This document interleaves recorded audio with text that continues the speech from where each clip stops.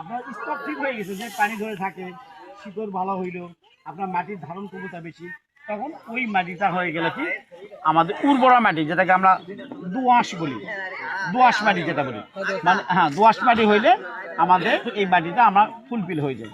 তা চৌধুরী সাহেব আমার কাছে মানে ওনার কাছে রিকোয়েস্ট করে আসছি আপনার কাছে, কারণ ওনাকে আমি তো বলতে পারি না যে আমাকে একটু নিয়ে যান। ওনাকে বলছিলাম যে কিছু লোকের কাছে একটু কথাটা ছড়াই দেন।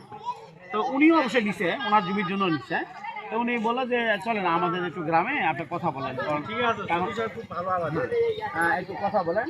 মানে উনি আবাদই কত যায় না, তো জমি অনেক আছে, সবার জমি আছে, যেমন ওই যে বাঁধনদের জমি অনেকগুলা, তারপরে ওই যে আপনার হলো কি এটা মধুদ, ওই যে মধুদ চৌধুরী, হ্যাঁ ওদের অনেক জমি না। কিন্তু ঘটনাটা যে আসলে প্রকৃতপক্ষে লেবার নিয়ে আসার সমস্যা, এই জন্য অনেকে জমিগুলো পত্তন দেয় বা এই দেয়, কিন্তু প্রকৃতপক্ষে কৃষিকাজ যার জমি আছে করতে পারতেছে না, ওরা দুই সাইডে আসবে কোনো জমি না, এই জন্য পত্তন দিয়ে